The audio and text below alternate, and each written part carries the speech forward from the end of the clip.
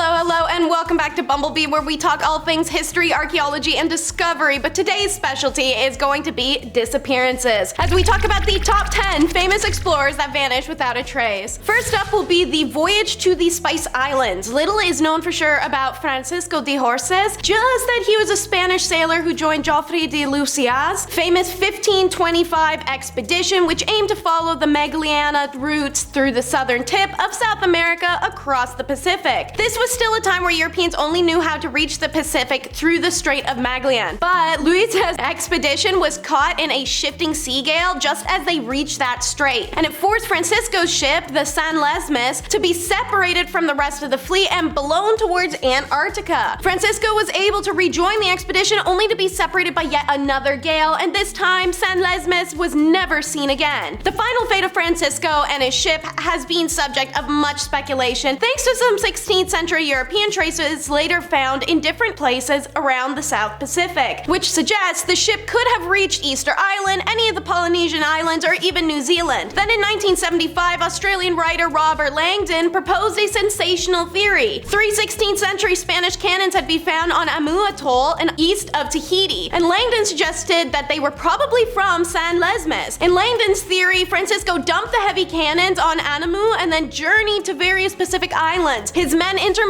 with locals over time and introducing small Spanish culture. He then made a bold attempt to sail back to Spain and was blown off course to New Zealand, where he settled, creating a number of Maori legends in the process. Of course, Langdon's theory remains extremely controversial among historians, who continue to regard the fate of San Lesmes as a mystery, but any of these cases would represent the first European landing in the Polynesian Triangle. This lost voyage had the goal of Europe to India. Imagine if some bold explorer had pioneered the sea routes from Europe to India centuries before Bartolomeu Diaz and Vasco da Gama, a daring feat attempted by the brothers Vandino and Ugliano Vivaldi in 1921. They were the first European explorers to set sail in search of a passage to Asia, leaving from the Mediterranean to the Atlantic to immediately be never heard of again. Details are scarce, but history can tell us that the brothers set off in 2 galleys and passed through the Strait of Gibraltar in May, intending to journey across the ocean sea in parts of India and bring back useful merchandise from there, according to Genoese chronicler Jacoba Doria. The brothers reached a place known as Gazora before disappearing into the unknown and never heard of again. Historians are somewhat divided on the matter, but the most likely explanation is the Gazora refers to the African coast near the Canary Islands, which is now southern Morocco. The Genoese admiral Bandito Zaccaria was cruising on the Moroccan coastline with a Spanish fleet at the time, so it's not surprising that Jacopo Doria would have heard the brothers passing through. But afterward, the Vivaldi passed out of the sphere of the European knowledge and nobody knows where they went. Most folks have an inkling towards this one, the ill-fated Erebus and Terror and the Lost 129. Sir John Franklin and Francis Crozier were among the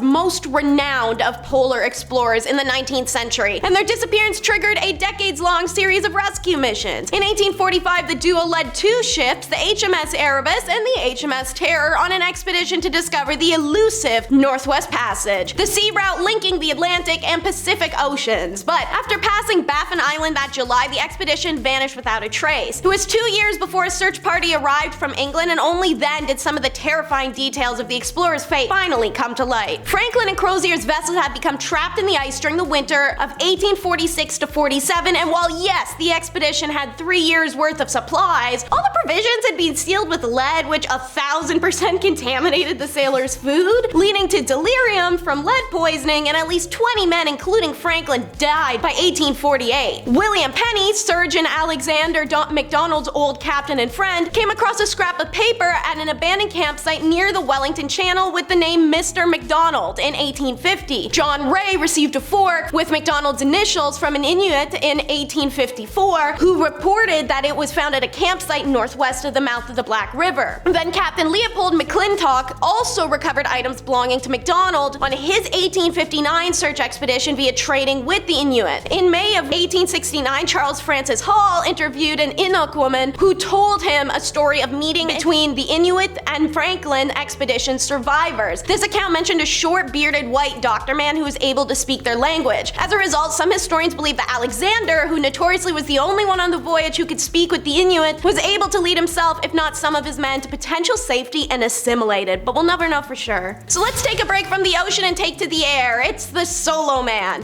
At this point, it can seem like we've mapped every corner of the Earth, but that hasn't stopped modern explorers from going missing. In 1984, 43-year-old Japanese professional adventurer Naomi Yamura vanished while climbing Alaskan Denali Mountain. Naomi was known for his solo exploits. He was part of the first Japanese expedition to summit Mount Everest in 1970, and the subsequent disastrous 1971 International Everest Expedition. He also completed the first ever solo expedition to the North Pole and first solo raft trip down the Amazon River. He has successfully climbed to the top of the Denali Mountain for the first time in 1970 and was the first person to do it unaccompanied. 14 years later, his goal is to climb that very peak again, also unaccompanied, but in the winter. The trip is so dangerous that planes fly overhead to keep pegs on his location. But Naomi accomplished what he set out to do. He reached his destination on his 43rd birthday on February 12th and planted the Japanese flag at the summit. On February 13th, he radioed news of his achievement, but soon all contact with him is lost. Planes flying overhead spotted him at around 16,600 feet the next day, and Doug Geeting, one of the bush pilots who had been Naomi's spotting over the previous week, said if it was anybody else, we would have had a rescuer on the mountain already. Because of his reputation, nobody wanted to send a rescue party for fear that it would offend him. Unfortunately, this is not a staircase. It ain't easier going down than it is going up, and sometimes you need help. His diary is discovered by a search team in a cave alongside his supplies and other personal belongings. The explorer himself is never found. This next man was known in the Down Under as the Prince of Explorers. This dude, Prussian-born Ludwig Leinhardt, was obsessed with Aussies. Homeboy mounted a 3,000-mile overland expedition from Moreton Bay to Port Essington between 1844 and 45. Leinhardt was initially given up for dead and the trip assumed failed, but he finally arrived on December 17, 1845. But like any addiction, Ludwig had a taste and he wanted more, so his next expedition would cross the whole of Australia after traveling only a few hundred miles. The expedition was forced to turn back. Then, in 1848, the still Aussie-obsessed Leinhardt set out on what would be his final journey, once again attempting to travel the Condamine River to the west coast of Australia. He made up a team of 5 Europeans and 2 indigenous guides, all of whom vanished into thin air. He never made it, and the expedition never returned. Subsequent search parties only found scattered trees marked with the letter L, and in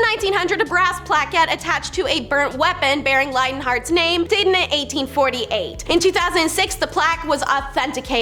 One theory does suggest that maybe a sudden flash flood overtook the party and drowned them and buried them in the sediment, but we don't know what happened to them. This next story is so close to not being tragic, and then they go in the wrong direction. The spring of 1892, bright 21-year-old Alfred Barling gets the idea and organized an expedition to be the first person to reach the North Pole. Sounds logical and obtainable, after all. Alf convinced zoologist Evald Kalstenius to join him on what he pitched to be a botanizing expedition to northern Greenland. With next to no budget and a romantic notion in their hearts, the men take off in the EGG Kalstenius and head to northeast Greenland. The route passed through the Newfoundland, where they bought a schooner called Ripple for the trip north and hired 3 men and bought provisions for the trip. The ship set sail for Ita to hire an Inuit lead, and then it was never heard of again. Eventually, a message through telegram sent in November of 1893 by the whaler Aurora stated their ship passed the wrecked Ripple at Smith Sound. Notes later found on the shipwrecked island revealed that after reaching Carey Islands to replenish supplies,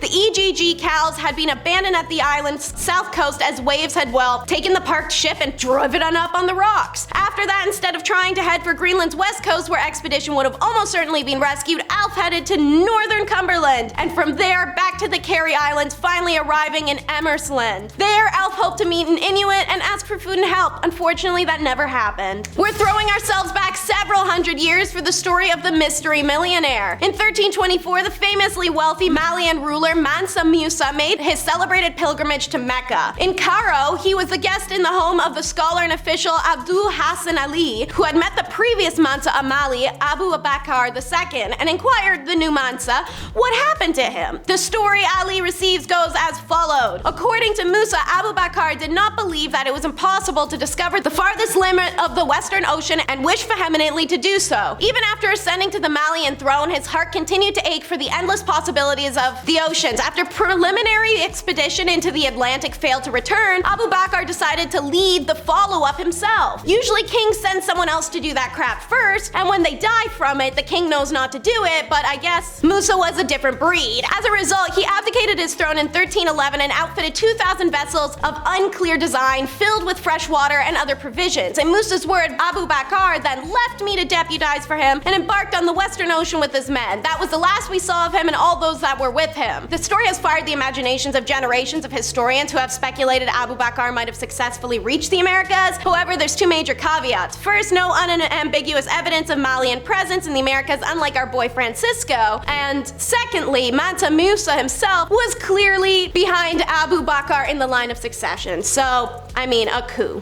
We depart the big blue sea for the ocean of tan sand. And one last note. Perhaps the most famous example of a modern lost explorer is Peng Jiamu, a Chinese biologist who vanished during a desert expedition in 1980. One of China's most beloved adventures, Peng began his travels in the late 1950s, participating in multiple science expeditions in northwest China's Lop Nor Desert, one of the driest places in the world. The fearsome reputation didn't deter him, however. Jiamu himself wrote in his application to explore there, "I have a strong wish to explore the frontiers, and I have the courage to pave a way in the wilderness." In 1980, Peng returned to the Chinese desert, leading a team of biologists, geologists, and archaeologists to conduct new research. 5 days into the expedition, the team is short on water, and Peng declared in a beautiful speech his colleagues always remembered that science is to walk a road not traveled by other people. Nobody noticed him slip away later that day, but they do find his note saying he left to go get them water. The Chinese government launches a massive search of the desert, but no sign of Peng was ever found. According to those familiar with the deserts of Lop Nor, the famed biologist was most likely buried alive by a freak sandstorm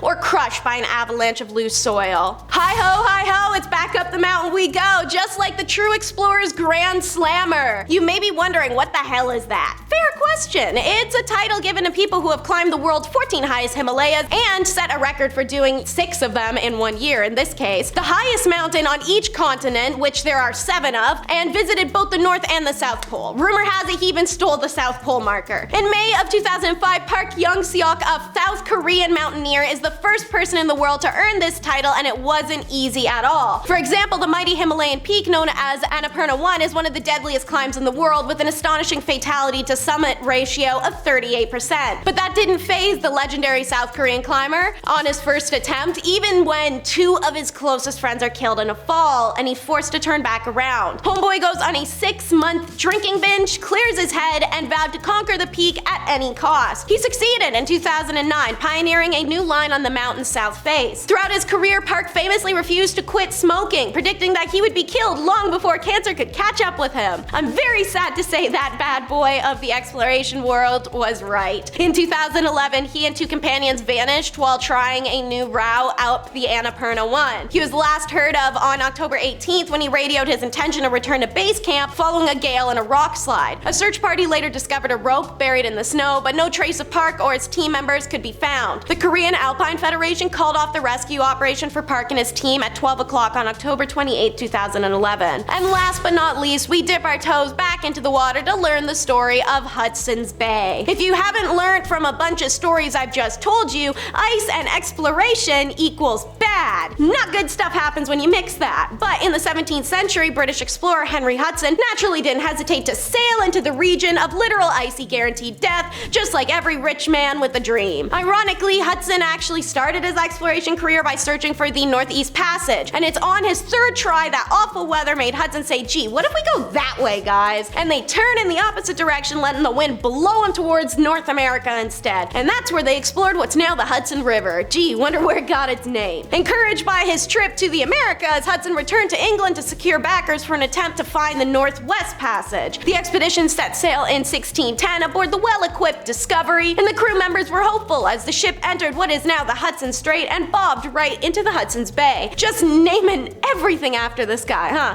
He must have been pretty good, right? No! true. First of all, these wussies weren't cut out for Canadian winter, so crew members wanted to go home in the spring. Hudson, the worst captain ever and a charisma black hole, didn't improve morale by being indecisive and playing favorites, like when he gave a warm robe to one crew member and then he demanded it back to give to someone else he liked better. When crew found out Hudson was hoarding food for his favorites, yeah, situation turned ugly. According to the accounts from the surviving crew members, a mutiny was led on June 1611 by Henry Green and Robert Juet. Probably not true though, since both Green and Juet are killed by Inuit people on the way back, making them ideal scapegoats for the mutiny. Why need a scapegoat? Because the English authorities were happy to play along with this version of events, since the survivors had valuable knowledge that made them too important to sentence to death. What happened to Hudson during the mutiny? He and 8 others, including his son, are set adrift on a small boat in the frigid waters of Hudson's Bay, and their bodies are never found. Alrighty, thank you so much once again for tuning in to Bumblebee. I hope you enjoyed. Be sure to like and subscribe, and we'll see you next time.